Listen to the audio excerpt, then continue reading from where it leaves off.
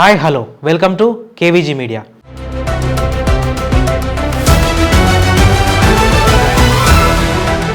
Iran and America యుద్ధం వల్ల ప్రపంచమంతా ఫ్యూయల్ షార్టేజ్ అయితే ఏర్పడింది. అది మనం కూడా కల్లారా చూస్తున్నాం. పెట్రోల్ బంక్స్ బయట కిలోమీటర్ల మేర వెహికల్స్ అన్ని లైన్ కడుతున్నాయి అనమాట. ఫ్యూయల్ షార్టేజ్ వల్ల ఎల్పిజి అయితేనేమి, సిఎన్జి అయితేనేమి, డీజిల్ అయితేనేమి, పెట్రోల్ అయితేనేమి అన్నీ షార్టేజ్ అయ్యాయి అనమాట.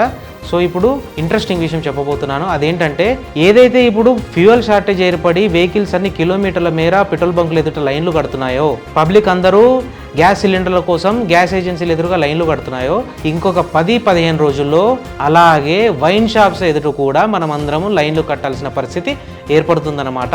ఎందుకంటే ఫ్యూయల్ షార్టేజ్ ఎలాగైతే అయిందో అలాగే వైన్స్ మందు షార్టేజ్ కూడా అవ్వబోతుంది ఇంకొక 10-15 రోజుల్లో. అది ఎలానో మీకు చెప్తాను వినండి.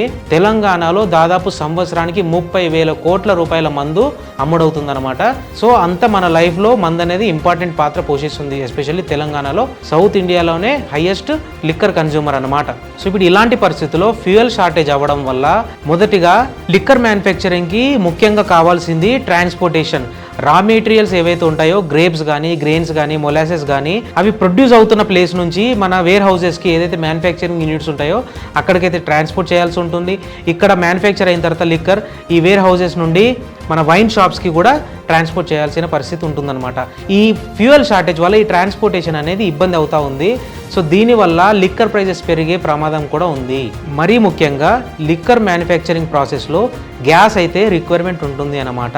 ముఖ్యంగా డిస్టిలేషన్ ప్రాసెస్, విస్కీ, రమ్ యొక్క డిస్టిలేషన్ ప్రాసెస్కి కానీ, ఫర్మెంటేషన్ అండ్ టెంపరేచర్ కంట్రోల్ ప్రాసెస్కి కానీ, బాటిల్ మ్యానుఫ్యాక్చరింగ్ ప్రాసెస్కి కానీ గ్యాస్ అయితే ఎక్కువగా అవసరం ఉంటుందన్నమాట. ఈ గ్యాస్ కొరత వల్ల బాటిల్ మ్యానుఫ్యాక్చరింగ్ అనేది రిక్వైర్డ్ మోతాదులో, అంటే అవసరమైన మోతాదులో ప్రొడక్షన్ అయితే అవ్వడం లేదు. సో ఈ బాటిల్స్ కొరత ఏర్పడము, దాని ద్వారా వైన్ షాప్లలో లిక్కర్ షార్టేజ్ అనేది ఏర్పడుతుందన్నమాట. యాజ్ ఆఫ్ నౌ ప్రస్తుతానికైతే 20% లిక్కర్ రేట్లు అయితే పెరిగే అవకాశం ఉంది.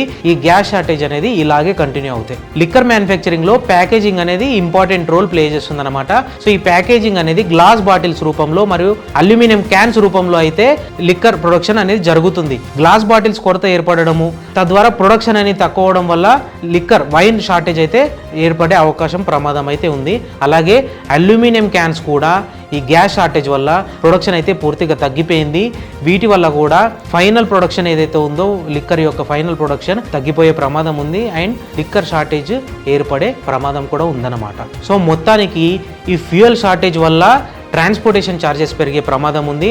అలాగే టైంకి ట్రాన్స్పోర్టేషన్ జరగకపోవడం వల్ల ప్రొడక్షన్ దెబ్బతినే అవకాశం ఉంది. మనకి ఇంతకుముందు ఆల్రెడీ ఇలాంటి సమస్య ఒకటి ఎదుర్కొన్నాం అనమాట. కరోనా టైంలో లిక్కర్ అనేది బంద్ చేయడం జరిగింది, మ్యానుఫ్యాక్చరింగ్ ప్రాసెస్ కూడా దెబ్బతినడం జరిగింది. ఇలాంటి పరిస్థితులను మనం ఇంతకుముందు చూసాము.